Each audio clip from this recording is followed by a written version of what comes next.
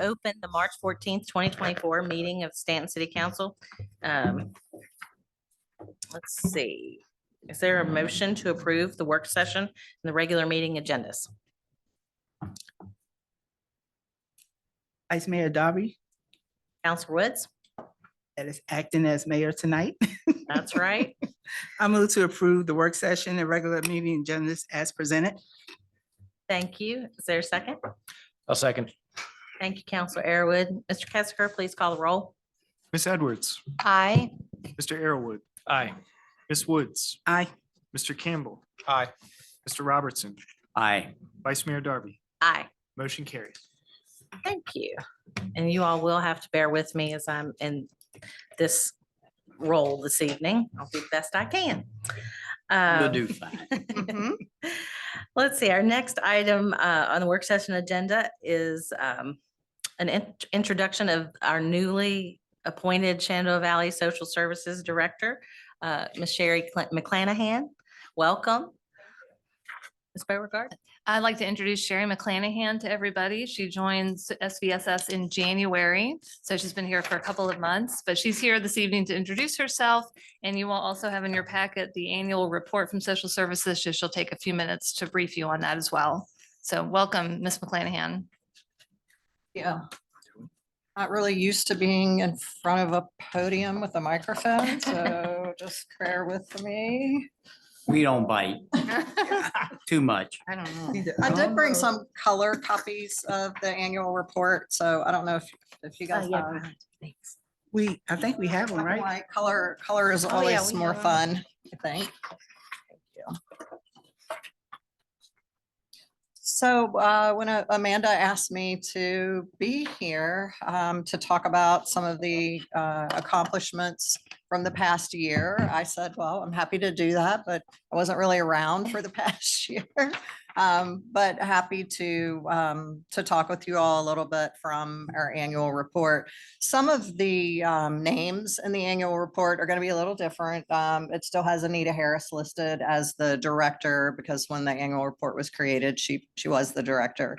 There have been a couple of other staff changes, but nothing major, I think, other than we have a new foster care supervisor. And her name is Shauna Long, but I think all the other staff are the same. Everyone has one. So I'm coming to the Shenandoah Valley from Henrico County. I worked in Henrico County for 20 years. And prior to that, I was in Hopewell, city of Hopewell for 10 years. All of my experience has been in the public social services system. So familiar with most of the programs, the services programs, more so than the benefit programs. But just wanted to go over some of the highlights and accomplishments and programs that we do have at the Department of Social Services. TANF is a program that provides financial assistance to children and families in need. We received 956 TANF applications last fiscal year, and the monthly average of TANF cases that are maintained and open are 434. And the benefits that were issued were $2,477,000. We also have the SNAP program, which provides food for low-income families, food assistance. People have their SNAP or EBT cards that they can use in the grocery stores and other locations. And we received over 5,000 SNAP applications last year and carry an average of 6,950 SNAP cases. The Medicaid program pays for health and medical care for those that are income eligible. And the average Medicaid benefits issued that you'll see in the annual report is around 238 million. That average is an estimate. We have not gotten accurate information from the state about what's actually being allocated for Medicaid benefits. For the last several months. I think the last report that came out was back in November. A general relief program provides assistance for families with unrelated minor children. These are families who are caring for children that may not be biologically related to them. So that's sort of a low number of cases, but it is a program that we manage. We do also have a small number of burial assistance requests. And can help in a very small amount if people need assistance with burial. A number of energy programs that are going on right now for income eligible folks to help with fuel and cooling coming up in the summer months. And that's outlined. I'm not going to go through all the numbers because you all can read those for yourself, but just kind of highlighting some of the programs that we have in the department. We have a child care subsidy program that provides financial resources for families. And we also assist them in finding affordable quality childcare through licensed childcare providers. And then our VIEW program assists, trains, and prepares TANF recipients for employment.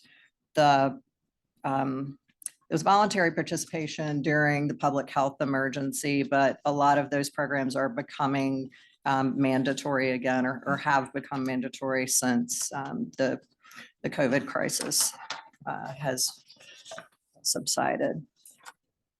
We collected about $271,000 last fiscal year in fraud. That included SNAP, TANF, daycare, Medicaid, and VIEW.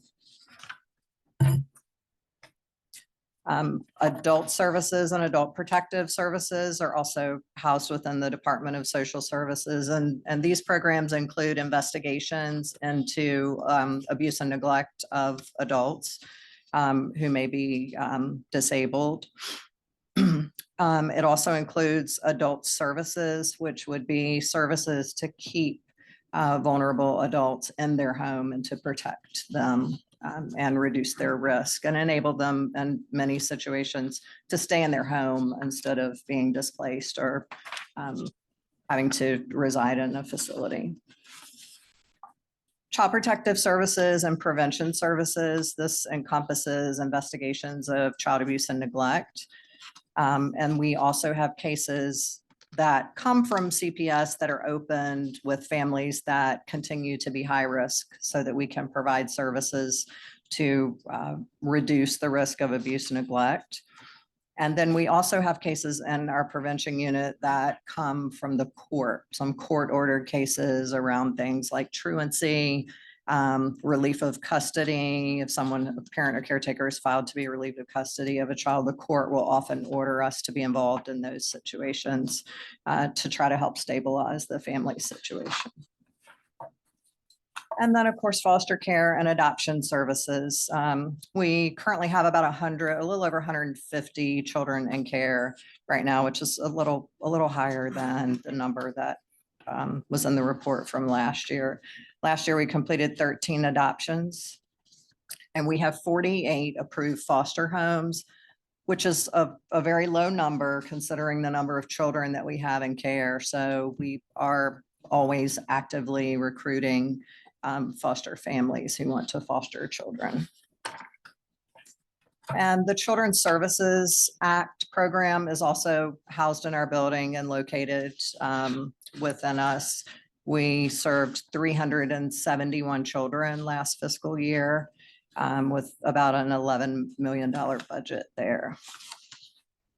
And then the bottom section is just sort of an illustration of the way the caseloads are distributed amongst the 3 counties, with about 25% of our cases overall in the Staunton area. That's our department and a very brief overview. Any questions or anything that you all would like to know? I will try my best to answer. Just one quick question. With your history in other, I hope this is not an unfair question, but history in other areas, you've had a couple months to kind of look at what the program is, how it's being organized here. Do you have anything off the top of your head that you are considering changing, adding? I'm just curious. That's a good question. So I think I'm still very much in the assessment process at this point. I have identified some program areas that seem to need a bit more work than others. I think that our benefits division, TANF, SNAP, VIEW programs, those are very high functioning areas within our department. Our, meetings in terms of meeting state mandates, and processing cases in a timely manner. There was the Medicaid unwinding that recently took place where a lot of people who had been receiving Medicaid had to be reevaluated or their services were discontinued. So that's been a huge process within that division. And we were actually identified as a kind of a top agency in terms of the way that we handled that unwinding and processed those cases. And we're used as an example by the state for some other departments. I think we've struggled a little bit in our services division. A lot of that is because of staffing, to be honest. It's an area where it's really difficult to recruit and retain staff.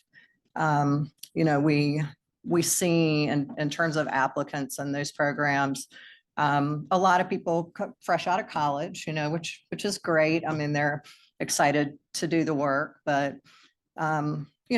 oftentimes not really understanding what they're stepping into. And there's a lot of training that is required to really bring someone up to the point where they're able to do the work and to handle those types of cases. Okay, thank you. Ms. McClanahan, thank you. Ms. McClanahan, can you tell me about, I just got on my internet here, so I was just wondering if you could explain briefly the Children's Services Act. I understand everything else here, but the Children's Services Act and the number of, looks like 371 and CSA benefits issued $11 million. Can you tell me a little bit about that, please? Sure. So the Children's Services Act is a funding resource for services for children. And it's sort of a last resource option. So if there is not private insurance to meet needs for services for children, if they don't have Medicaid, if they're not connected to, DJJ or another entity that is able to provide services that might be needed for those children, then those cases are often referred to our FAPT team. And so the team consists of, community partners who kind of oversee those funds, hear the cases, and then make a determination about whether the funds are going to be spent to provide the services. I see. So it's a funding source. Okay, terrific. Okay. That looks like a very nice source of funding. That's great. It's not enough. But it's not enough. It's not enough. It's never enough. It's never enough. It's never enough.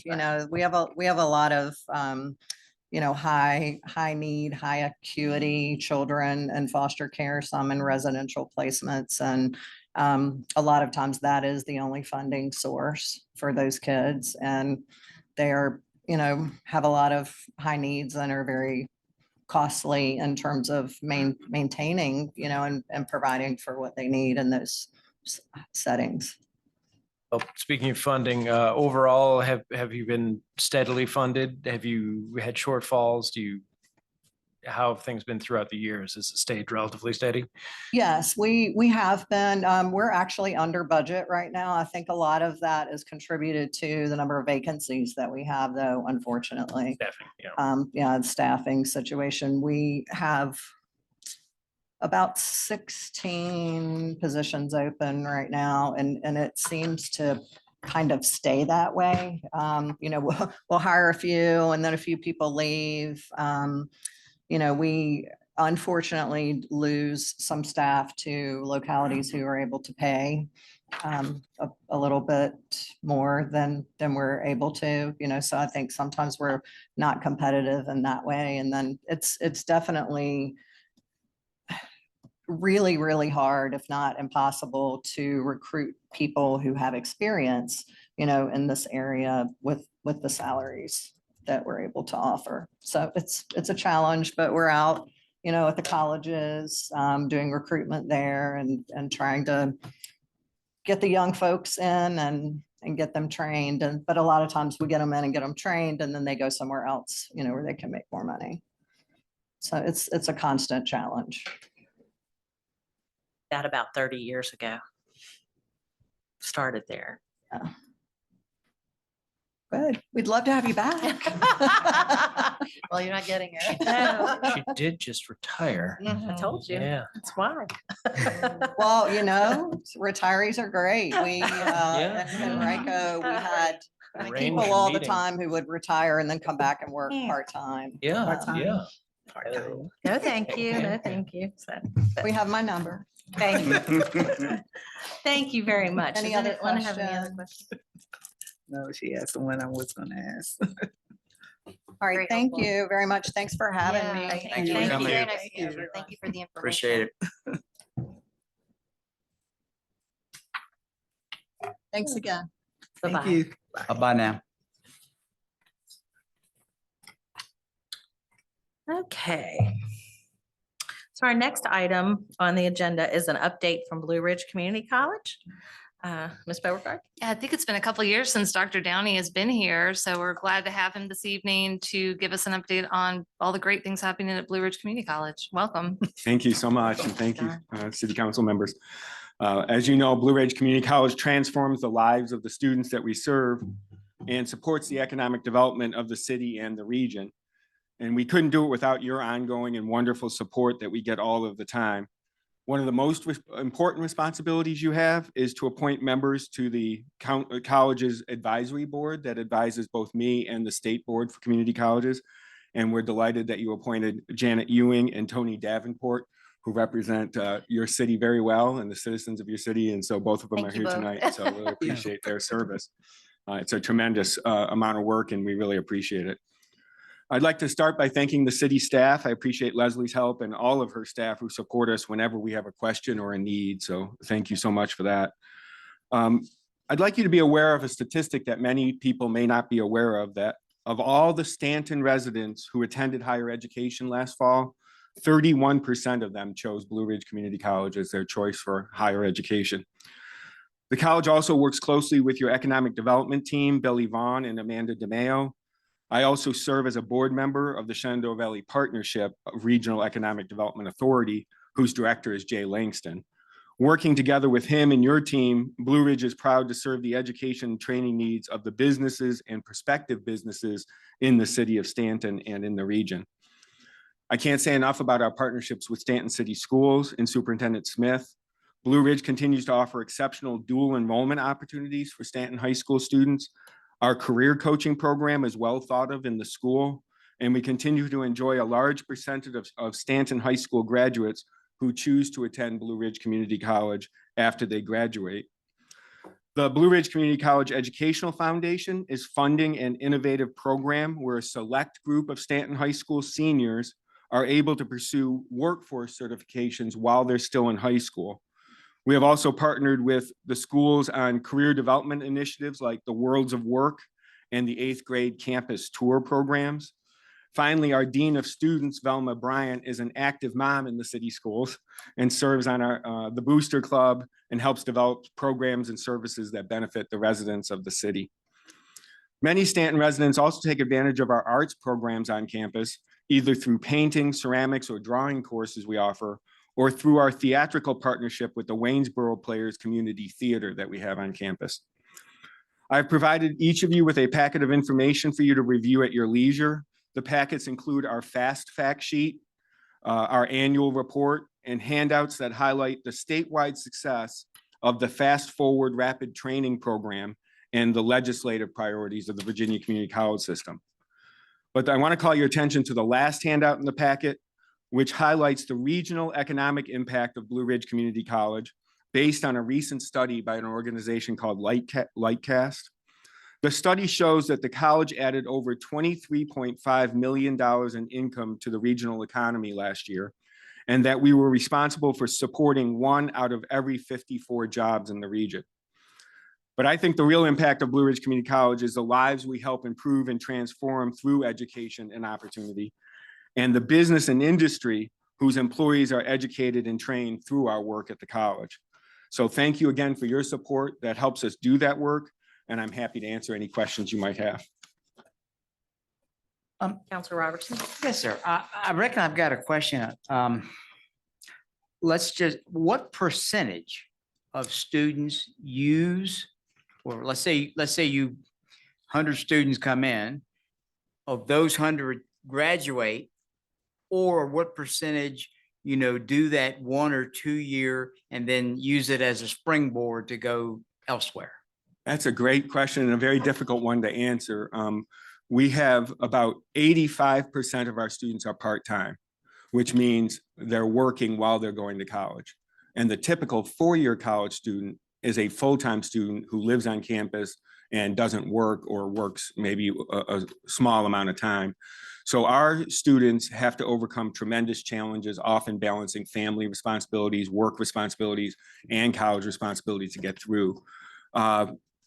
So our completion numbers, I would think about 50% of our students who start at Blue Ridge Community College finish either an associate's degree or a certificate. Many students, though, come and don't really have the intention of finishing. Sometimes their company will want them just to take a few accounting courses or upgrade their skills in some other ways. And the fastest growing programs by far are short-term non-credit programs in workforce area credentials like truck driving, welding, CNA. We have a brand new program in pharmacy technology. So it's those kind of programs where especially the working poor come and take courses very rapidly and then can get a job that helps them attain the middle class. Some of them will then come back and take an associate's degree part-time. If you go full-time, it takes you 2 years to complete an associate's degree. The average student at Blue Ridge probably takes 3 to 5 years to complete an associate's degree because of the amount of time they have to work while they're going to school. You sparked an interest. You said the magic word. Can you expound a little bit on the new pharmacy technology? What's that entail? So the state passed a new regulations that pretty much doubled the time that it takes to become a pharmacy technician and changed the regulation of the training program. So we had a very successful program for years, but it was much shorter. So we had to seek new leadership for that program, and we found a pharmacy technician who was willing to teach in the program. It now requires about 400 hours of training, including the training at Blue Ridge Community College.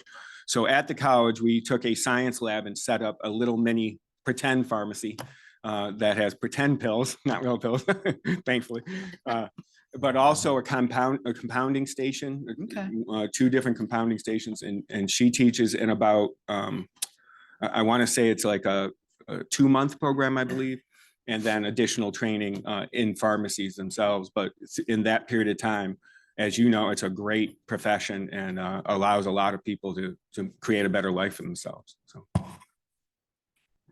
Mr. Downey, Yes. I know y'all participate in a job starter program, We are the organizers of Job Starter. organizers. Yes. So I didn't see anything in here pertaining to that. Can you elaborate a little bit on what that is? Yeah, so several years ago, the state gave James Madison University and us a shared grant that helped us fund the training programs for the expansion of the Merck facility up in Elkton. Our part of that program was to train the entry-level needs, especially mechatronic technicians for the manufacturing part of Merck. JMU is really helping with the scientists and preparing bachelor's and master's degrees people. And we've got a great partnership directly with Merck. As part of that allocation from the General Assembly, the state expected us also to help other regional manufacturers in the region. And especially during COVID, but lingering even today, it's just very difficult for local employers to find the type of qualified and skilled people to run manufacturing plants. And so Job Starter was an idea of a boot camp-like facility. And what boot camp means is just short period of time, 3 weeks, 40 hours a week. And we offer training in entry-level manufacturing.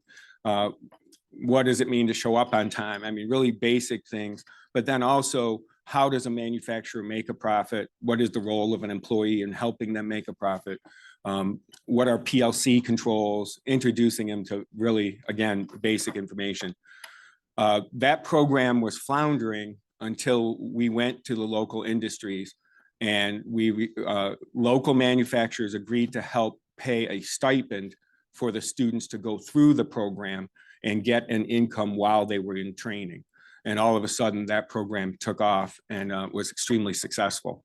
The challenge now is, now that the economy's recovered and it's easier for manufacturers to hire, they're probably not as supportive as they were of that stipend. And so we're trying to work with them to say, how do we redesign this program?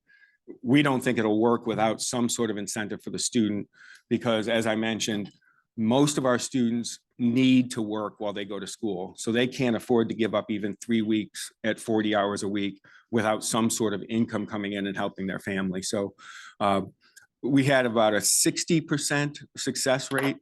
That doesn't sound super impressive, except one of the things that I think we convinced the companies of is, if those 40% had started right with the manufacturers and went through onboarding, the cost of onboarding them only to have them leave 3 weeks later is significantly more than what they're helping us with this program. So it's been a great program.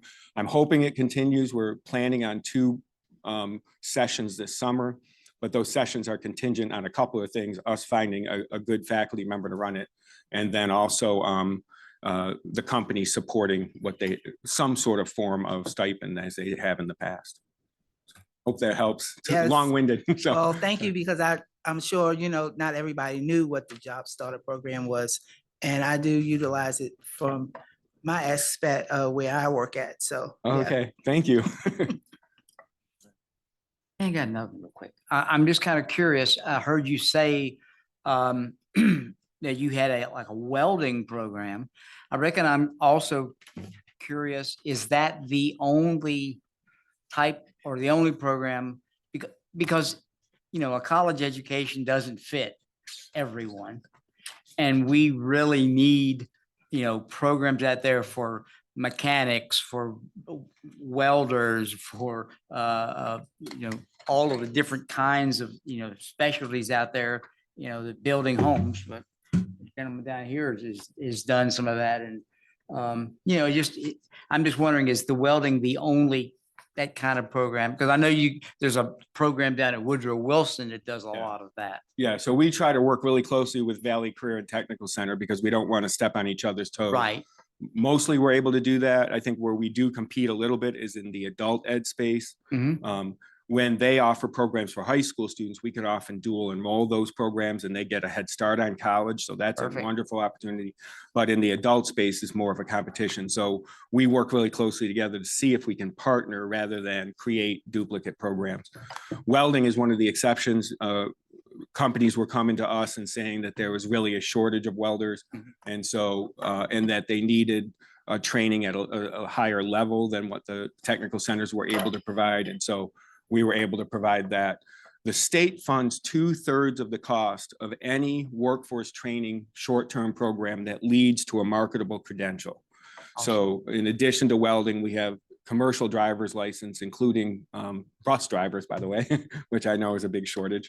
But also we have certified nursing assistant, we have phlebotomy, we have medical coding, we have pharmacy tech. Those kind of healthcare programs, especially that lead to short-term certifications, are booming under this, what we call a fast forward program. Students pay 1/3 of the cost, but there is state financial aid available for students. And there's proposals in front of the federal government right now where Pell Grants would fund short-term training that leads to certification based on the model that started in Virginia. So if that can pass Congress, that would be a game changer, I think, for the programs that we offer. Thank you for that, because I was one of those that used fast forward for my CNA. Yeah. Oh, you did? Yeah. Okay, great. Awesome. Great. Yeah. Well, thank That's- you so much. Does anyone have any other questions for Mr. Downey? Thank you for everything you're doing. Yeah, thank you Thank so you. much. It Thank sounds you all. awesome. Appreciate your support. Yeah. Thank you. Take care. Happy birthday. Thank you. Thank you.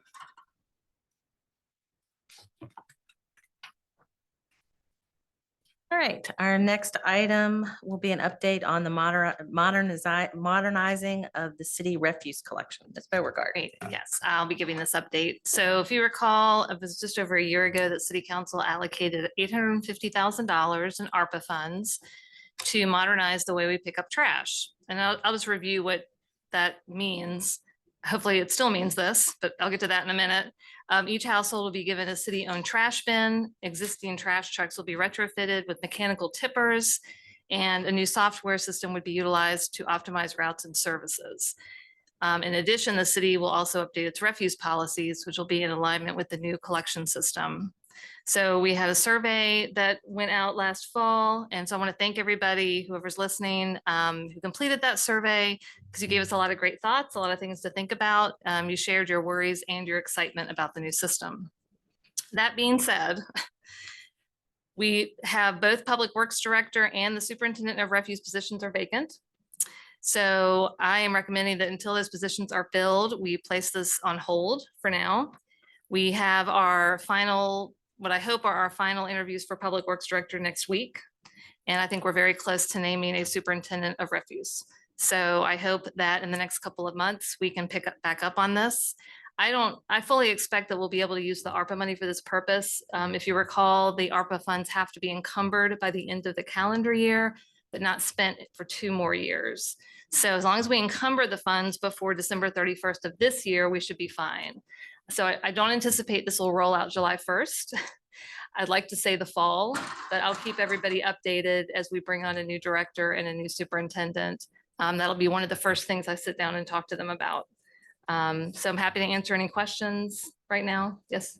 Go ahead, Counselor Robertson. I'm just full of myself tonight. Anyway, well, actually, Ms. Woods and I were talking yesterday afternoon. A question came up. And thinking about it, I could say, I could see that might lead to some issues. There was a question like, okay, there's the small can. Right. And then there was the big can. Yeah. And I made, probably I should have made the comment. I said, now there is the possibility of a middle can. So not really, actually. Okay, So how it's been explained to me, and I'm glad you brought that up, Well- is the middle can is a custom can Okay, that good. costs a lot more All right. than those other 2 cans. Well, Now, then- we're going to revisit all of this. So I'm Right, gonna and double then check all the other that. question that was gonna come up was gonna say, okay, if that big can is not big enough for a family of 7, 8, 9, whatever, that they would need another large can. And we had talked about, okay, does the city would purchase that? And then they said, well, can we purchase our own? And I thought, well, wait a minute. What happens if they go to Lowe's or whatever, Home Depot, purchase another can, and then the tipper in, because it Wouldn't doesn't work. meet the same, doesn't Right. meet the same standards as what cans we have and tears it up, then they say, okay, you need to buy me another can. You're absolutely right. And the idea is to have everybody have a standardized can. Yeah.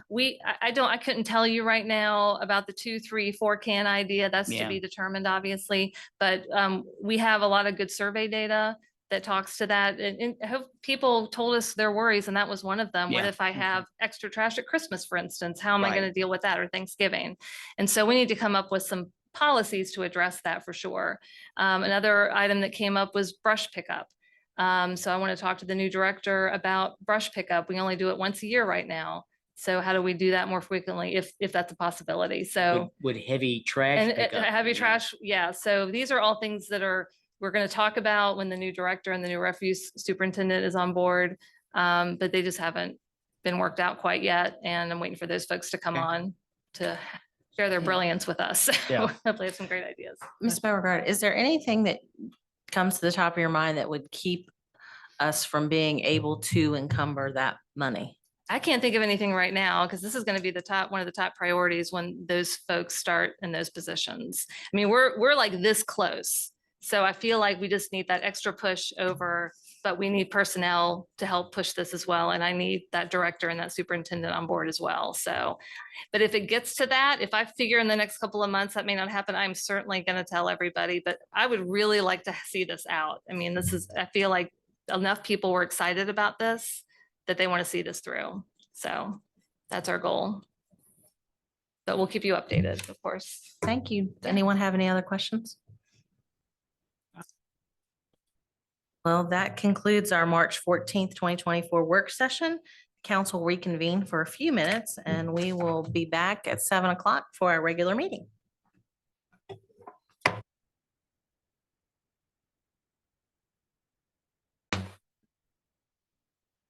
Oh. Oopsie. Oops. All right, well, welcome everyone. Please bear with me this evening as the mayor is out of town, so I will be leading this meeting. And next on the agenda is the invocation, a moment of silence. Councilor Robertson. Well, as you can tell, typically, like I said, the mayor is out of town and I had forgotten. And because the mayor always does the Irish blessing or prayer if it's around close. And so he typically tries to trade with someone so he can always make sure he does the Irish blessing. So I was going to call him up and then it had a really, really weird ringtone. And I went, uh-oh, then I remembered he's most definitely out of the country. So no trading. So you get me for the Irish blessing tonight. What I want to do is I did a little bit of research and this is probably one of the more familiar ones that you hear. So I did do some reading. St. Patrick, it was said that he said that he did as many as 100 prayers and maybe sometimes many more than 100 prayers every day. So there's lots of them out there. So if y'all would like to bow your heads, you may, as this is a Christian prayer. May the road rise to meet you. May the wind be always at your back. May the sun shine warm on your face. The rain fall soft upon your fields. And until we meet again, may God hold you in the palm of his hand. May God be with you and bless you. May you see your children's children. May you be poor in misfortune and rich in blessings. May you know nothing but happiness from this day forward. Amen. Thank you. Okay. Next is a proclamation, and I'm going to read for Brain Injury Awareness Month. Whereas a traumatic brain injury is a contributing factor to 1/3 of all injury-related deaths in the United States and is the leading cause of death and disability in children and young adults.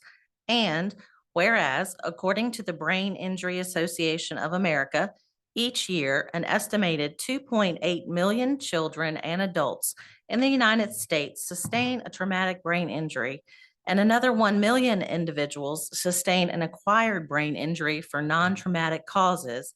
And whereas most traumatic brain injuries could be prevented with the top causes being falls, car crashes, and assaults. And whereas traumatic brain injury is the signature injury of war, presenting new challenges for members of the military and their families. And whereas an injury that happens in an instant can bring a lifetime of physical, cognitive, and behavioral challenges. And whereas, because of a lack of awareness about brain injury and the difficulty of diagnosing brain injury, many persons with brain injury live for years without recognizing and dealing with their injuries. And whereas, early, equal, and adequate access to care greatly increases the overall quality of life. and will enable individuals to return to home, school, work, and community. And whereas Brain Injury Connections of the Shenandoah Valley endorses Brain Injury Awareness Month, a nationwide campaign created to promote awareness of brain injuries. And whereas March has been designated as Brain Injury Awareness Month to promote public awareness to the extent, causes, consequences, treatment, and prevention of brain injury. Now, therefore, be it proclaimed by the Staunton City Council that March 2024 is hereby designated as Brain Injury Awareness Month in the city of Staunton, and City Council supports local nonprofit organizations like Brain Injury Connections of the Shenandoah Valley in their efforts to serve brain injured individuals through volunteerism, education, and financial assistance. Thank you. We have with us this evening, Miss Ann Fitzgerald. If you would like to come forward, please. Good evening. Thank you so much for issuing this proclamation on behalf of the 13,000 folks here in the Shenandoah Valley who are living with a disability as a result of a brain injury. We are very grateful to you for bringing awareness and attention to this very important issue. I'm going to keep it short and sweet because I know you have a huge agenda, but thank you so much for this. Really appreciate it. Thank you. Thank you very much. Hold on one second.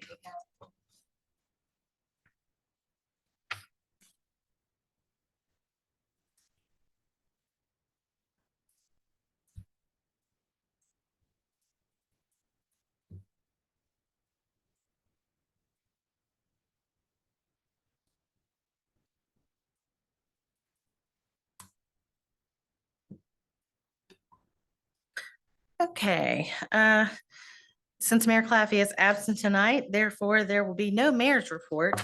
And as vice mayor, I have nothing to report. Do other members of council have anything they would like to share?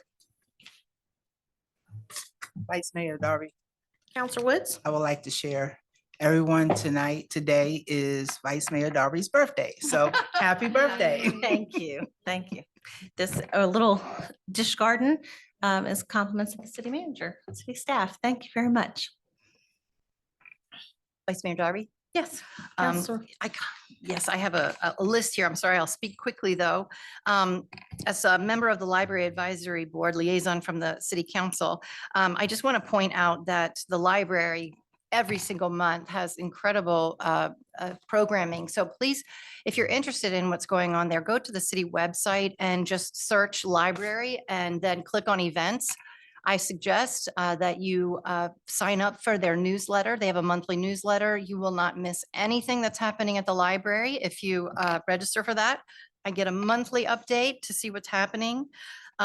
Every age group, something for everybody, including pre-K story time. You can go to Red Beard on Sundays and have a beer and talk about a book. There's teen anime, Jerry Fit. There's a memory care group for people living with dementia or memory changes, and for their caregivers, and of course, a little little lunch music once a month. So please check that out. I also want to remind everyone, or if you don't know, the Talking Book Center is housed in our Staunton Public Library. It is 501c3, but the city generously gives of its space in the library. It's supported by donations, but also by local governments. I think Highland, I'm going to embarrass myself because I don't know all of them, but by local governments. It helps folks with limited visibility or physical limitations who aren't able to hold books. So please, if that's something that would benefit you or someone you know, be sure to visit them on the second floor in the library. I was at a recent school board meeting as a liaison to the school board, and the Staunton City Council, Staunton City Schools continue to recognize each month teachers, staff, and students who represent their theme of kindness matters. And so many people are recognized on their Facebook page. If you would like to follow the Staunton City Schools Facebook page and see who has been nominated, they get a little gift bag each month. But this month's meeting, and I'm going to say the name wrong. Her name is Camille Dirksch. Dirkside. Thank you. Camille Dirkscheid. She was recognized for her annual Halloween fundraiser, Whimsically Witchy, on Coulter Street. Visitors who visit her magically decorated home each Halloween have donated over $5,000, which is being divided amongst the different schools for art programming. So she was honored for that. Also, the Stanton City School Board adopted the 2024-2025 calendar. So parents and staff, if you are interested, I'm sure you can find that on the school board website. They try to align that calendar with Stanton, with Augusta County and Waynesboro's calendars because of the shared schools at Valley Votech and Governor's School. And I also attended a monthly roundtable, VPAS, Virginia Program for Aging Services has a monthly roundtable for folks working in senior services. And I've been able to attend a few of those on different Fridays. And I wanted to make sure that everybody was aware that VPAS offers services at the administrative building at Montgomery Hall Park every Wednesday morning, and they also serve a lunch that is made by the Augusta Health. And you just call ahead of time, schedule to be there, and you will have a lunch and have a great time with other folks. I also have flyers that I guess are on that table over there. There are flyers on that table if you have a senior in your life or if you yourself would like to join others up at Montgomery Hall Park. Please take a flyer or take a picture of it. I was able to attend the West End revitalization workshop with other council members and staff in this room. And we talked about dreams and visions for the West End. And that was a really well-attended, well-structured and productive work session. So many staff in this room to thank. And also, many of us attended the NAACP prayer breakfast, many of us in this room, and it was a fantastic event. Had a great time listening to Reverend Edward Scott preach that day. And after that event, I went to the space, which is shared by the Staunton Tourism Office. And at the space right now, there is an exhibit called Newtown Kids. And if you're familiar, of course, with the Newtown Kids, it was a group of people who did programming for young folks in the Newtown area, particularly around Johnson Street, particularly around the Booker T. Washington. And it was a terrific exhibit showcasing what life was like at that time, 80s and early 90s, I guess. And I really enjoyed that. And I think it's still there. So please drop by the space to see that. Thank you. Thank you. Oh, thank you, Michelle, for being Yeah, our that was- spokesperson tonight. I'm sorry. I try to talk fast. Yeah. Vice And Mayor, Alice with, a lot of other people were there with us. Yeah. Vice Mayor Darby, I just have a few other things to quickly add. I had the pleasure of participating a couple weeks ago in a meeting with members of the Lewis Creek Advisory Committee and JMU architectural design students. The design class is currently working on a class project to re-envision the wharf parking area, to make it more of a community space, to look at potentially daylighting the two streams underneath the wharf parking lot. I did tell them that the one thing they had to consider is they couldn't get rid of parking completely. So I'm very excited to see what the designs they're going to have some draft designs ready at the end of this month. So I'm looking forward to see what they come up with. Also, this past Tuesday, Councilwoman Woods and I were on the same schedule. We both attended the monthly Innovation Hub networking event. That was my first time in the Innovation Hub, and I got to do a quick little tour, and it's a pretty amazing space for what we have downtown Staunton here.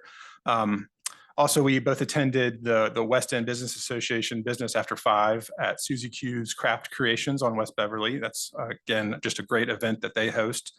And then finally, last night, I was able to attend for a portion the Uniontown Public Information Meeting held at the library for the upcoming city-initiated rezoning from the current industrial zoning to the newly created traditional neighborhood development zoning. Well attended by members of the public, members of the Uniontown community, staff, and members of the Planning Commission. And I think staff got some great feedback that they were looking for. Thank you. Thank you. Anyone else? Actually, Councilor Robertson, do you have a report? I've got actually a couple things. I'll get to that last. First, I'm sure a lot of members of the public know, and we are excited here on council. Back many months ago, we came up with the idea to see if we could get it passed about Uniontown for those people that had been living in Uniontown, the families. We didn't think it was right after all these years that when we hopefully get that area redone, that we were going to make those families have to pay $14,000, $15,000, $16,000 to hook up with water and sewer, when other areas of the city had work done and Uniontown continued to struggle. And so we put it out there that we would like to make that free. And then Brad said, well, let's try to see if we can get it done through the legislature. And y'all know that it's been followed. It did pass the House, it passed the Senate, and Governor Youngkin has signed it. Yes. So that will become a reality. The other thing is, and I can't tell you the exact figures right now because we haven't met, but I will hopefully be attending, good Lord willing, a meeting of CAPSOL this coming Tuesday night. And I think I alluded to it last meeting that there were, for fiscal year 25, there was an ask from all the different things: Valley Mission, Valley Children's Advocacy Center, Blue Ridge Legal Services, Valley Hope Counseling, Head Start, Valley Supportive Housing, Early Head Start, Staunton YMCA, Valley Program for Aging Services, Renewing Homes of Greater Augusta, Blue Ridge CASA, Arrow Project, Madison House, Blue Ridge Court Services, New Direction Center, Waynesboro Salvation Army, and the Staunton Salvation Army. They have had an ask for 2025 of $525,500. But we don't have that much money. But we do have and will hopefully this coming Tuesday night when we take a vote, we'll distribute $410,000. And hopefully at the next meeting, I'll have the exact figures that each one of these organizations will get. And those some of them will be over a 1-year period, some over a 2-year period. So that's that. And then the nominations committee met yesterday afternoon, had some really nice interviews, and also some members of our city that have been serving on boards and ask and would like to be reappointed. So we took votes on that, and we are officially making the nominations to the full council tonight, and then hopefully take a positive vote after that. City Council Nominations Committee, March 14th. The Nominations Committee met on March 13th, 2024, and would like to make the following motion: to appoint Camille Dirkscheid to the Tourism Advisory Board to fill the unexpired term of Greg Beam ending December 31st, 2026. To appoint Cheryl Holliker to the Library Advisory Board for a 4-year term beginning March 1st, 2024 and ending February 28th, 2028. To reappoint Judge Robin Meyer, Mayor, Peter Boatner, Jeffrey Gaines, and Chris Hartless to the Blue Ridge Criminal Justice Board for 2-year terms beginning March 1st, 2024 and ending February 28th, 2026. To reappoint Brian Gerhart to the Tourism Advisory Board for a 3-year term beginning January 1st, 2024 and ending on December 31st, 2026. And to reappoint Nicholas Hurston to the Redevelopment and Housing Authority for a 4-year term beginning March 1st, 2024 and ending February 28th, 2028. That is all, Madam Vice Mayor. Thank you, Counselor Robertson. Being that report comes from a committee, it does not need a second. Mr. Kesker, can you call the roll, please? Mr. Arrowood, Aye. Mr. Campbell. Aye. Miss Edwards, Aye. Mr. Robertson, Aye. Miss Woods, Aye. Vice Mayor Darby. Aye. Motion carries. Yes. All right, moving on to the consent agenda. Per procedure memorandum number 14, it is policy of the city council to have routine, non-controversial items placed on a consent agenda. All items on the consent agenda will be voted on in one motion. If separate discussion of an item is requested by any member of council, that item shall be removed and considered separately at the end of the regular meeting agenda. Items on the consent agenda this evening are, first is approval of the work session and regular meeting minutes of February 22nd, 2024. And number two, the Virginia Commission of the Arts 2024 through 2025 Creative Communities Partnership Grant Application. Do any council members desire to remove any item from the consent agenda to be placed on a regular meeting agenda for separate consideration? Okay, is there a motion to approve the consent agenda? Vice Mayor Darby, I move to approve the consent agenda as presented. Thank you, Counselor Campbell. Is there a second? Second. Counselor Robertson, second. Mr. Kesker, please call the roll. Miss Woods, Aye. Mr. Robertson, Aye. Mr. Campbell, Aye. Mr. Arrowood, Aye. Miss Edwards, Aye. Vice Mayor Darby. Aye. Motion carries. Okay. The next item on the meeting agenda this evening is a public hearing and consideration of an amendment to the Staunton City Code 18.85 H1 Historic Preservation District of the Title 18 zoning to reference the Staunton, Virginia Historic District Design Guidelines. Ms. Beauregard. So Rodney Rhodes is here, and this will be the next time you see him, he's going to be Director of Community Development at the next meeting. So I just want to congratulate him Congratulations, again. Congratulations, Rod. Well, thank you. I'll be taller and have more hair now. All right. Comes That'll with be the job. exciting. Yes. Uh-huh. Yeah.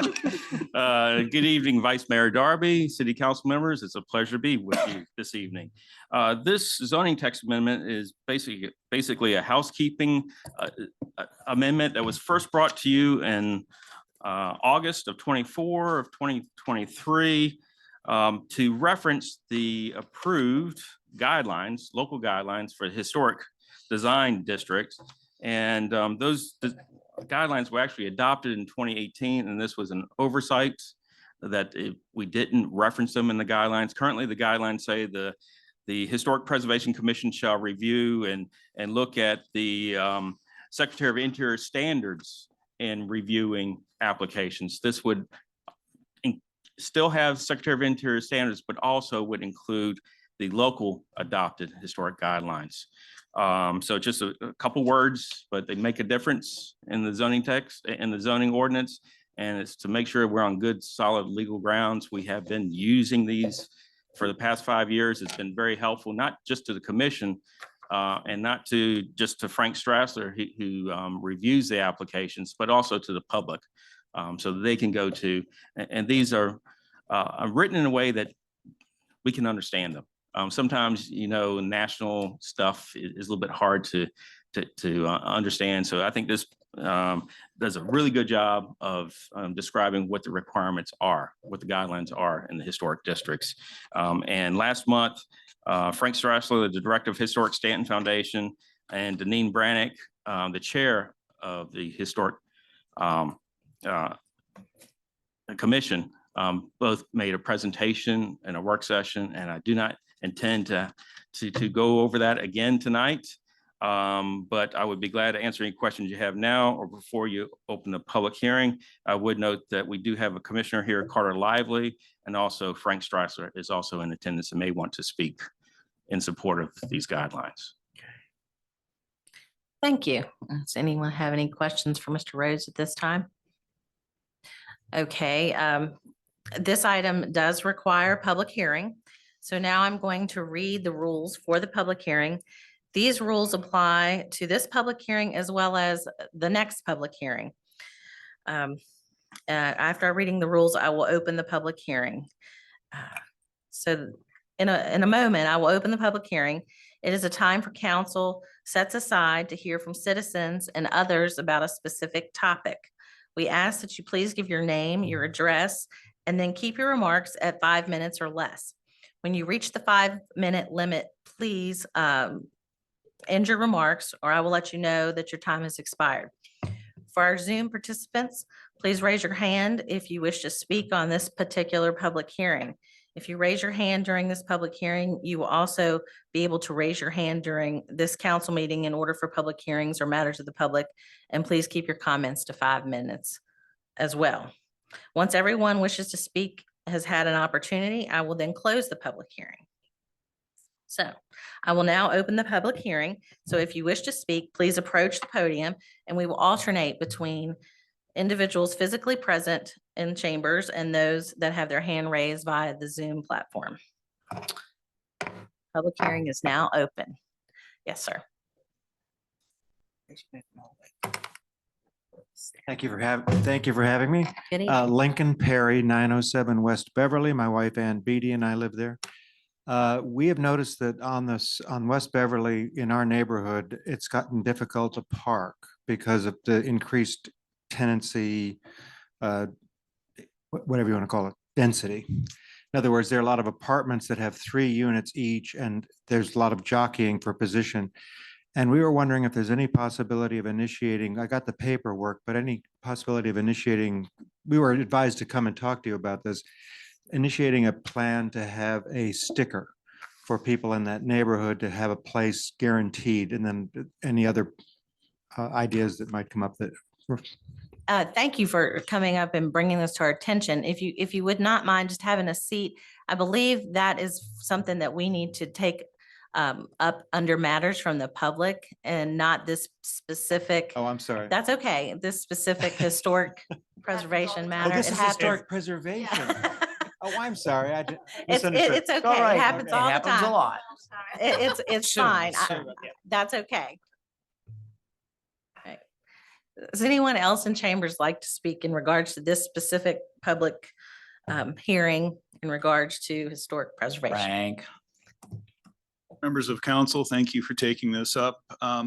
The guidelines really are a great tool for citizens in the 5 historic districts that are covered under the zoning language. And we believe that over time, the commission really worked hard on developing those guidelines to reflect the needs of the community. And I believe we've seen a significant increase in property values and in the condition of properties in the 5 historic districts ever since 1996, when we first started a review of historic structures. Please pass this ordinance. Thank you. Mr. Strassler, thank you for your remarks, but can you state your name and address for the record, please? Sorry. I am Frank Strassler. I live at 16 North Washington Street, Staunton, Virginia, 24401. Thank you. Thank you. Mr. Kesker, do we have anyone on Zoom? No, ma'am, I have no one with their hands raised. Is there anyone else with us this evening that would like to speak during this public hearing? If not, I'm going to close the public hearing. And Mr. Kesker, you can call we need a motion. See, there you go. Too much going through my brain. I'll make a motion for this. I move the council adopt the ordinance and approve the amendment as recommended by the planning. I second. Okay, thank you, council mates, Council Airwood and Woods for making that motion in second. Mr. Kesker, you can now call the roll. Mr. Airwood, Aye. Miss Edwards, Aye. Miss Woods, Aye. Mr. Robertson, Aye. Mr. Campbell, Aye. Vice Mayor Darby. Aye. Motion carries. Okay, good. That's done. The next item is an update on the Juvenile and Domestic Relations District Court project, followed by a public hearing and consideration of an ordinance to issue general obligation bonds in a principal amount not to exceed 35.5 million for the financing of the construction of the Staunton Juvenile and Domestic Relations District Court. Ms. Beauregard. Okay, we have a PowerPoint tonight, so this is kind of a dense item, so I'm going to kick it off with an update on where we are since we haven't provided an update since October for the public. That's John Keene, the project manager, is here with me this evening, so we're going to tag team this. That's going to be followed by Jesse Moyers, our CFO, who's going to talk about the bond. So we have a couple of different parts of this, and the public hearing is about the bond. So with that, so these are the project milestones, and some of this should look familiar because when we were here in October, the schematic design had been submitted to the Commonwealth by October 16th and approved by August 16th and approved on October 2nd. However, the developmental design, so everything else after this had not been accomplished yet. Went to the Commonwealth on November 22nd, was approved on December 13th. Final construction documents were submitted to the Commonwealth on January 15th and approved by February 5th. As you are aware, the bids for construction were advertised on March 1st. So we're almost a week into that. No, what day is today? 2 weeks, sorry. And a bid addendum number 1 was actually posted today. And I'm going to take this opportunity to clarify the solar infrastructure. I know this has come up. When we did the October update for council, it was reported to the city council and the public that the building would be prepared for installation of solar as a future bid option. Solar cells are not a requirement of the Commonwealth, just as a reminder, but we did say we were going to prepare it for the installation of solar in the future. And that could be addressed as the opportunity arises and funding is available. So a question did come up last week about this and whether solar infrastructure had been included in the documents that were published when the bid went out. So I just want to clarify that while there were discussions between the city and Mosley about solar PVs, unfortunately, nothing was transferred to the drawings. This was simply an error and a talking point that never made it into the drawings. The addendum published today corrects this and will specify the addition of spare conduits that will support solar infrastructure in the future. It will not, however, include the wires because adding wires when you don't know where the panels will be installed and don't have a system designed is not money well spent at this time. But the intent for now, as has been stated previously, is to prepare the building for solar in the future. And so that addendum today took care of that. So some of the project details, it's just a little over 34,000 square feet. It addresses all the specifications of the Virginia Courthouse Facility Guidelines. As you're aware, there's 2 courtrooms, one on the first floor, one on the second. It meets all the needs of the judges and the clerk and includes areas for many of the support offices to the court, such as the sheriff, court clerk staff, court service unit, Commonwealth attorney, public defender, and other advocacy services. The important thing to know about this is that what this building really does is prepare us for the future. There's been a lot of discussion about, do we want to eventually move other court services out to this site? This building does that, the way it is designed, the way that where the offices are in the Sallyport, for instance, are located. And I'm going to let Mr. Keene walk you through that in a moment. So the court building will be located on the former Hex department store site, which will be demolished, the front facing Beverly Street. So I'm going to turn it over to Mr. Keene, and we've got a few pictures. He looks reluctant to come up here. Okay, well, that's too bad. All right. So I'll do this for you if you'd like, or you I can would just flip it. appreciate that. Okay, I will do that. Vice Mayor Okay. Darby, council members, good to see you all this evening. Hope you got to enjoy the beautiful weather today. The main changes that have happened since October were to accommodate future expansion as well as the Commonwealth's guidelines for ingress and egress. The guideline is such that judicial staff and judges, law enforcement, and the general public cannot come into the same entrances. They have to have separate entrances. Sallyport was originally on the west side and has now been moved to the south side in order to accommodate future expansion on the west side. That parking area has been reduced in size thanks to some discussions with Sheriff Harless. And the parking has now been moved to the front where we had to have a minimum amount of spaces to satisfy both the Commonwealth and the city of Staunton. What you can't see on that slide is the entrance corridor. Can you show the next one, please? There's a good idea. If you have seen the Hex building, that gives you a good idea of the size of the new building. That shows you the entrance corridor. The Planning Commission required that we have a corridor that comes off of Beverly Street to provide access, pedestrian access from Beverly Street to the new court facility. We had to get easements to come past. We're going to use the existing sidewalk of the four buildings that are where the Big Lots building is and create a crosswalk to come up, as well as put parking spaces back in place for Stella Mia's, who has been good to work with so far. The parking in the back of the building, there's secure parking for the judges and the staff, which is required by the Commonwealth. We did eliminate a road that went all the way around the back. Now that we know that we're not going to use the Big Lots building for storage. That was on the table back in October. It is not any longer. In fact, the Big Lots building is now, there's an ad alternate in place to see what it would cost us to take that down now while we're taking the Hex building down as well. There's economy of scale there to try to save some money. So doesn't mean it'll happen, but we do want to see what the numbers are. You can see the bollards out front. The Commonwealth requires that we not have any vehicular access directly in front of the building, as well as on the side that the staff and judges come in. There is going to be a gate there, security cards, separate security systems for both detention and for the judicial staff, so that the sheriff can access his space without any interference from the judicial staff or the staff. There's an entrance on that side as well, on the west side. The idea is to come in from the east. Can you go back one slide for me?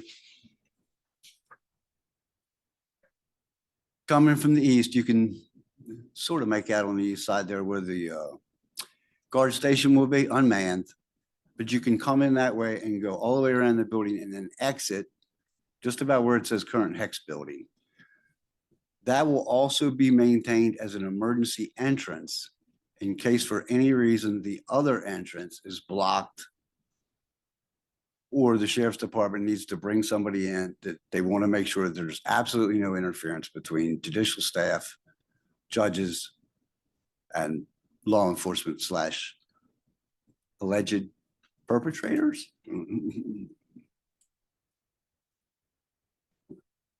That's Don't good go with too me. far. Okay, don't go too far. There might be questions. Okay.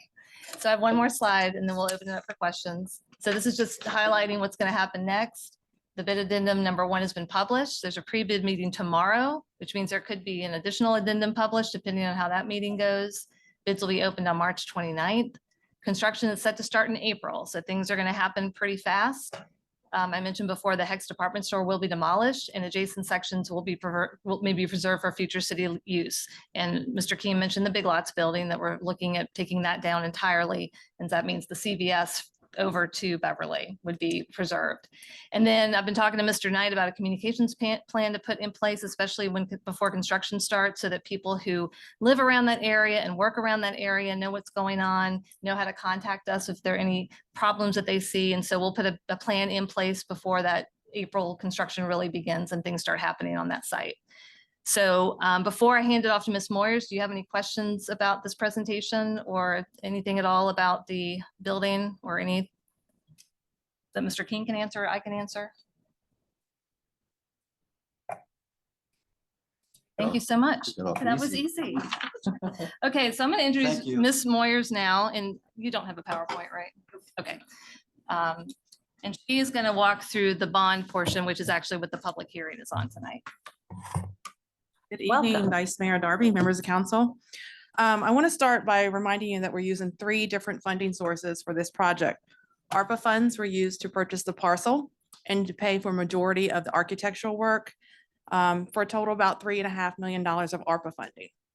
We have also set aside cash funds to go toward this project, about $4.7 million. That will be used to cover the rest of the design costs, some of the construction costs, site work, or renovation of the building that will be kept. The bulk of the construction costs will be funded with a general obligation debt issuance. The city has multiple options for financing this construction. The first, we could issue bonds ourselves, which would require us to go through the crediting process. We can use bank financing, or we can participate with the Virginia Resources Authority Spring Virginia Pooled Financing Program. The city has taken a dual track approach and applied to the VRA Spring Pool and issued a bank RFP with the help of Davenport and Company, who is here with us tonight, and will do a presentation very shortly after I'm done. This dual approach allows the city to make sure we're getting the best possible interest rate. The benefit of participating with the Virginia Pooled Financing Program is that we get AAA or AA interest rates, shared bond issuance costs, access to best services, and it's a very straightforward process. The negative part for this particular project is the timing. We had to apply to the spring pool months before we even issued our bid for the construction. And so we had to set a not to exceed amount, in which we set it at 35.5 million. And that is higher than current project estimates for two reasons. We can always lower it, after what we need to borrow, but we cannot raise it. So if we were to underestimate what we need, we would have to do a second debt issuance to cover that. And second, the construction bid market right now is a little unpredictable. We needed to leave room in case bids came in over current estimates. So in a minute, I'm going to introduce Ted Cole from Davenport, so that he can run through the presentation that compares the two financing options that we chose, the bank financing and the VRA spring pool. After his presentation, we will hold the public hearing. The public hearing was properly advertised on February 29th, and then again on March 7th in the newsletter. And then finally, after the public hearing, council may adopt the bond ordinance authorizing the issuance of the general obligation bonds. The city does not need to decide on the financing source for the bond ordinance, but you will need to make that determination in 2 weeks at your next council meeting for the bond resolution. I'll now turn it over to Ted Cole. Thank you, Ms. Moyers.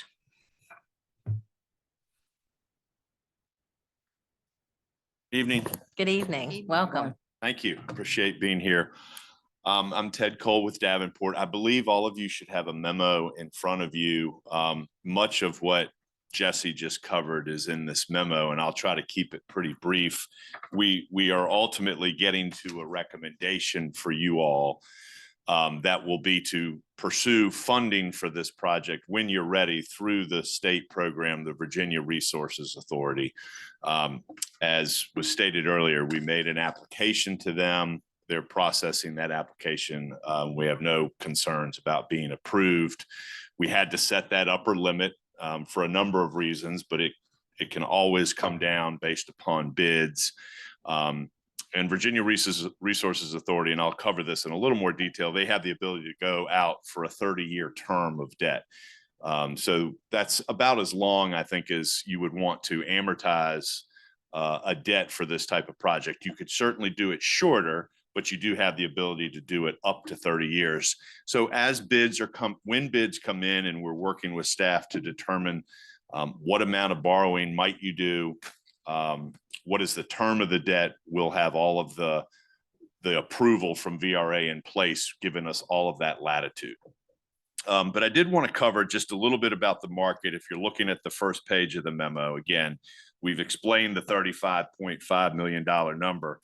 We submitted distributed an RFP to a number of banks. We received 5 proposals, alphabetically: Capital One, JP Morgan, TD Bank, Truist, and Webster. These are all banks that are pretty active in bidding in local government finance.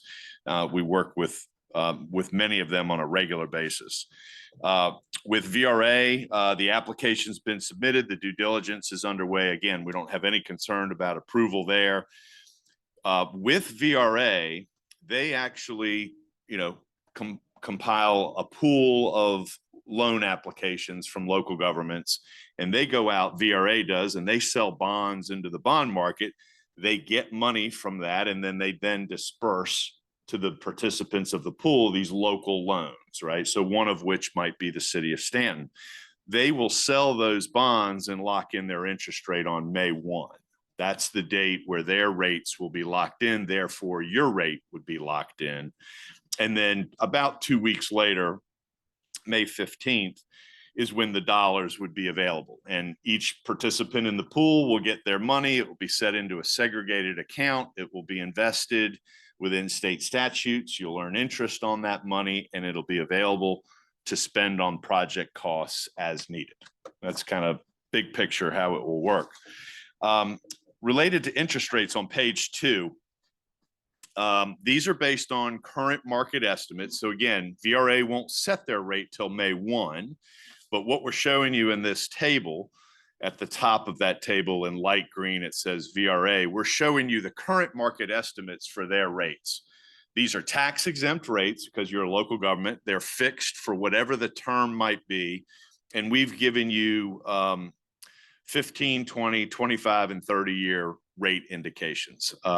If you decided for some reason you wanted to do 27 years, you could, but we just sort of did 5-year increments. So you can see where the market is. 30 years, you're under 4%, fixed for the full 30 years, tax exempt. And again, much of that is because VRA carries very high credit ratings because they're associated in an affiliation or an authority of the Commonwealth.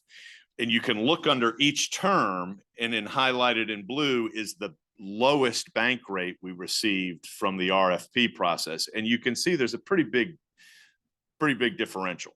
And that bottom row in yellow, VRA versus the low bank bid, we are in most cases over 1% lower through VRA than we were through the best bank funding option.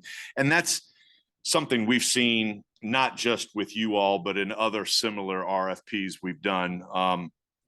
Banks have been a little less competitive these days for various reasons. There's a lot of volatility in the interest rate.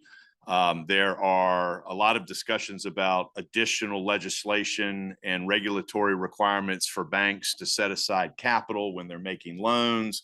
And those sorts of things have tended to make banks a little less competitive on rate. And we also know that most of them have a real difficult time providing an interest rate longer than 20 years.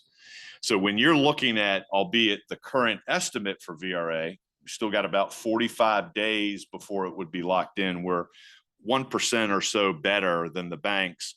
And if you were to hypothetically borrow $35 million, that ends up being anywhere between $3 and $7 million of debt service that would be saved. So our recommendation would be to continue moving forward with the VRA process. The bank bids, aren't going away. We are not under no obligation to accept them.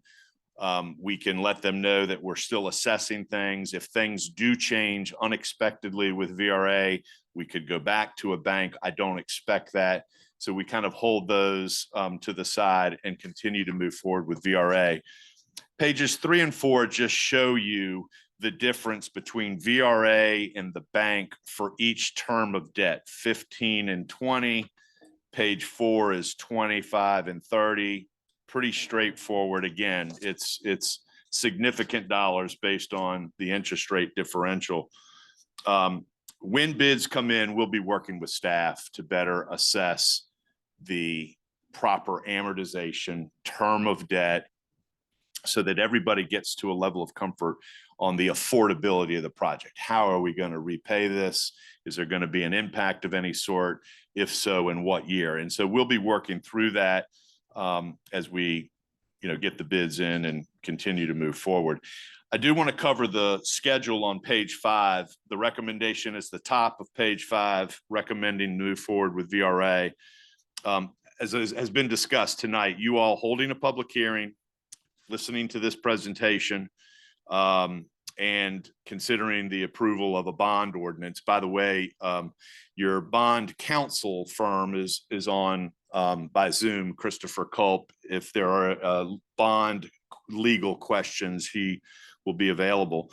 And if you're inclined to give us that head nod or direction that, yes, that sounds like the right path with VRA, we can confirm that for them, but that's not required. March 28th is where you would have to consider the resolution and form of documents for the VRA financing. They will want that in hand if you're going to move forward with them the following day, the 29th, which I believe is also the day the project will be bid. Keep in mind, if you approve them and something is out of whack with the bids, you can pull out of the transaction. So it is acknowledging that you want to move forward with them, but we have discussed that the timing of all of this is quite tight with the project bids, and there is an opportunity if you need to rethink the whole project or the borrowing at this time to do that. VRA, if you approve them and move forward, they will want to know how much money you want by April 19th. So there's a lot of sort of milestones. You got to hold a public hearing tonight and do the ordinance. 2 weeks from now, you've got to consider, to stay on track, the resolution.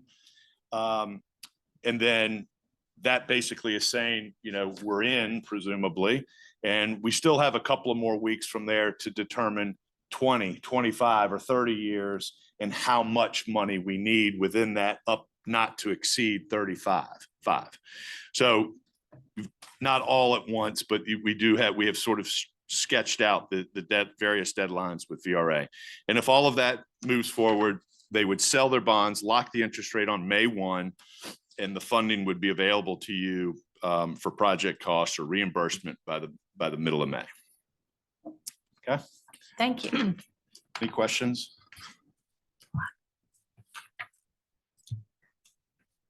Looks like we have some. Mine will be simple. Yeah. Counselor Edwards. Yeah, thank you. Thank you, Madam Vice Mayor. Yes, sir. Thank you so much for your presentation. And when I was reading this online, I was glad when I got to your recommendations and you said, we recommend VRA because it seemed like a very simple decision. So I was glad for that recommendation.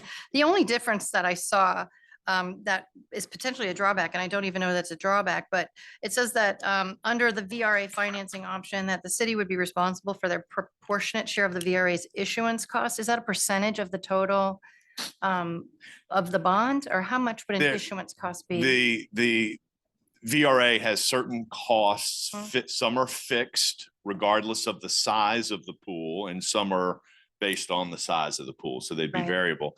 And depending on how many different participants are in this pool, those costs will get allocated across 3, 4, 5, 6 different borrowers, however many there are. So this is like an origination cost when you get a mortgage. That's right. So it's not a significant amount. We just don't quite know right now. Yeah, it's I mean, sort of depends, but it's it's more than $50,000 and probably less than $200,000. There's a fair amount of work that goes into all of these things, and it's not only the VRA level costs, but the costs of, say, our work and bond counsel's work. So, but the VRA part is a little difficult to nail down just yet because we don't know how many participants and how large the pool might be. But it's a very cost-effective means to borrowing money. If you were to go out and do it on your own, which is an option, we did talk about that. We felt like this was a better option. But if you were to go and do that on your own, you would have very similar and slightly maybe higher costs. So it is cost-effective. All right. It's just nice to know that range that you just gave us. Thank you.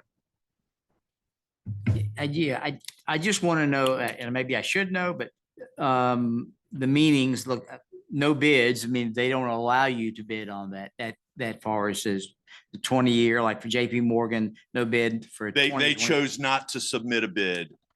And then JP Morgan and Truist, 10-year calls. What, can you explain the? Sure, yes. With VRA, I'm gonna start there. When they sell bonds to the bond market and they in turn lend you money from that, you will have a loan, let's say for 30 years. And for the first 10 years, you will not be able to prepay it or refund it.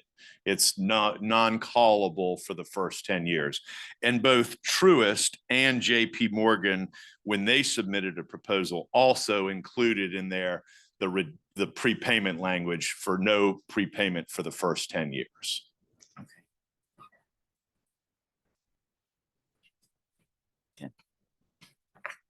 Anyone else? Okay. Okay, thank you. I'll Thank be you. here if there is another question. Thank you. Okay. for your- Okay, I will now open the public hearing regarding the general ordinance. If you would like to speak, please come to the podium. I will alternate between folks present in chambers and on Zoom. Would anyone like to speak on this particular public hearing?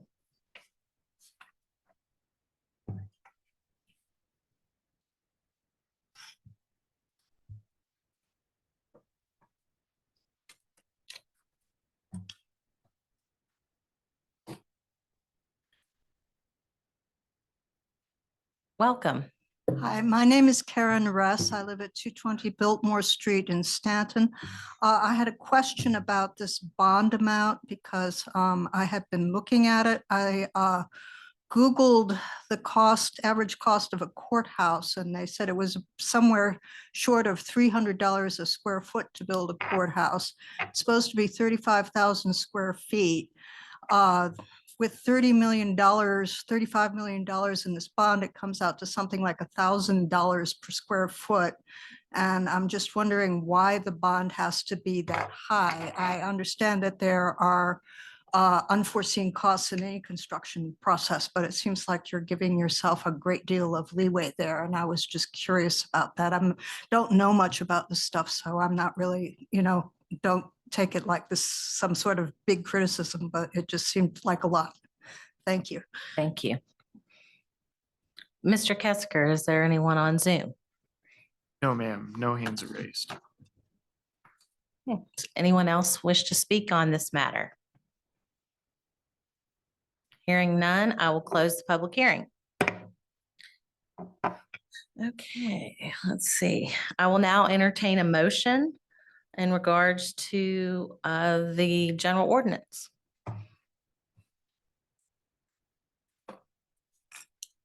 Vice Mayor. I move that Wood. council adopt the ordinance authorizing the issuance of general obligation bonds in a maximum principal amount of $35.5 million for the construction of the Staunton Juvenile and Domestic Relations District Court. There's a motion Second. and made by Counselor Wood and seconded by Counselor Campbell. Mr. Kesker, please call the roll. Mr. Robertson, Aye. Ms. Woods, Aye. Ms. Edwards, Aye. Mr. Campbell, Aye. Mr. Airwood, Aye. Vice Mayor Darby. Aye. Motion carries. Okay. Moving on to the next item on our agenda is the 2025 holiday schedule. Ms. Beauregard. Mr. John Ben, our Chief Human Resources Officer, is going to go over this item for us tonight. Thank you, Ms. Beauregard. Vice Mayor Darby, members of council, come before you this evening requesting approval of the FY25 holiday schedule, which is in front of you. Policy allows for 13 paid holidays. City council has the ability to approve additional holidays depending on where the holidays actually land. And what you have in front of you are 13 paid holidays per policy plus 2 additional days. And those 2 additional days correspond with how July 4th falls as well as Christmas falls. We are requesting Friday, July 5th, as well as Tuesday, December 24th as 2 additional holidays for staff. And I would be happy to answer any questions you may have. Anyone have any questions? Mr. Van, does this differ at all from last year's? Currently, we have 14 paid holidays. We have one additional holiday. Well, we're requesting one additional holiday. And John, again, that is what the additional is, like the The 25th. two additional would be Friday, July 5th, and then Tuesday, December 24th, Christmas Eve. That is correct. That becomes 14 paid holidays, you said. It's So that Total of state- 15. Total 15. Yes. State allows 13 or recommends Yeah, 13. some people follow state, they don't, what, in my research, that, I mean, they have Columbus Day off where we don't, so there's some different holidays they recognize where we don't and vice versa.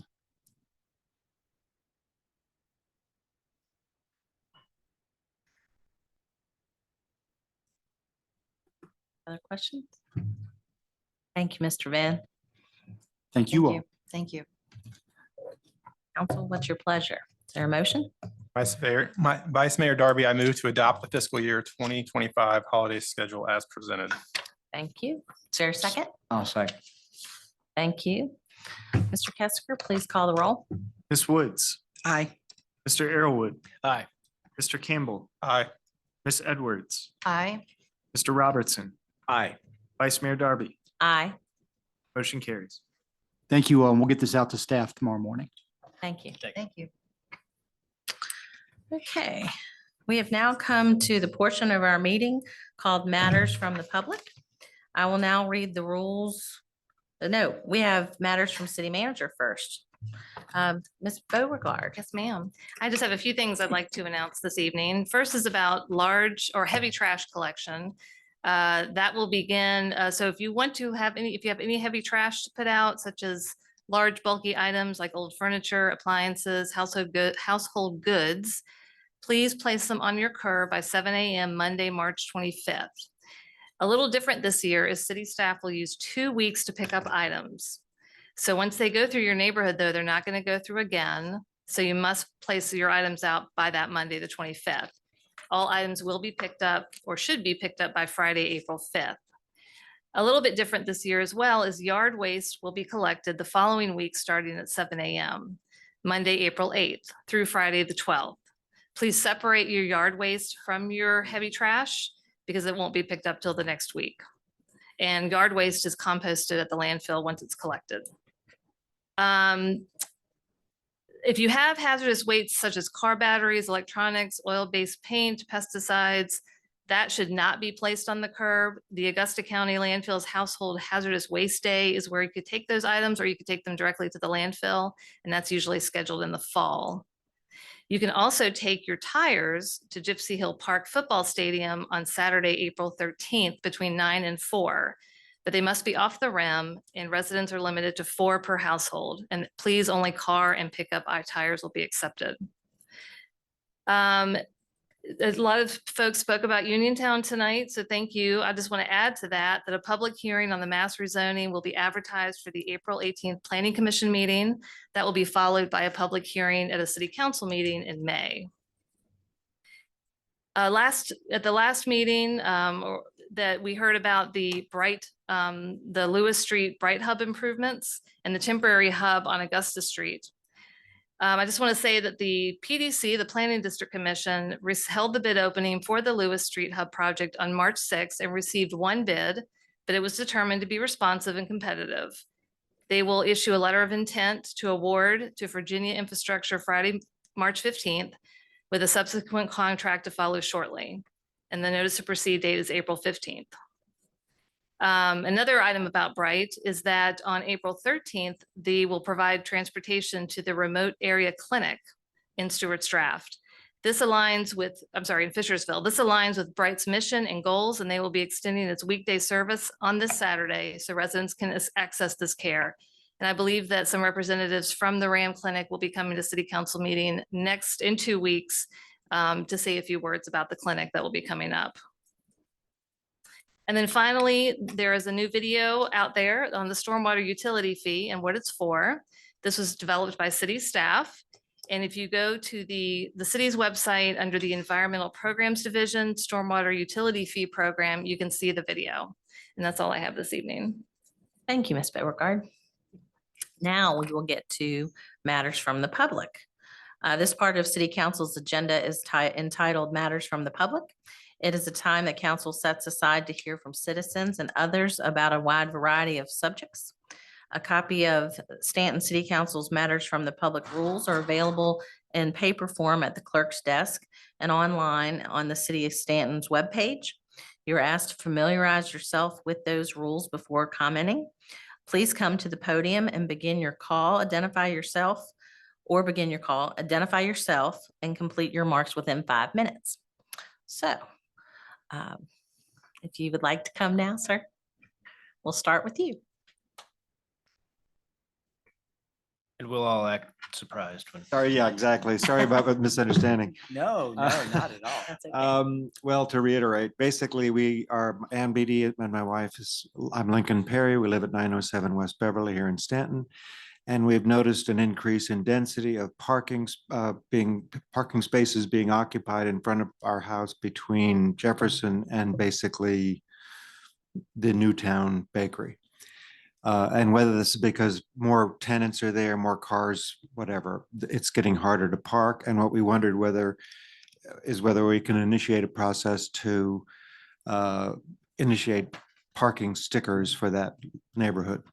I got the paperwork on it, and we talked to someone here and they suggested we come by tonight. I don't know what it will accomplish or whether this is even a stage in the process, but I figured we'd come by and just voice our concerns. Thank you. Thank you. Thank you very much.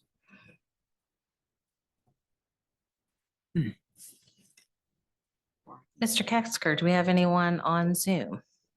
I have no one with their hand raised on Zoom. Is there anyone else in the audience that would like to speak this evening under matters from the public?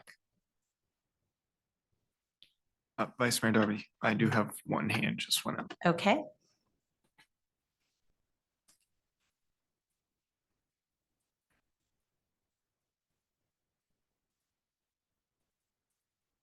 Just went down. Okay. We'll try this one more time. Anyone else here would like to speak to the council tonight? Okay, Mr. Yeah. Coming back.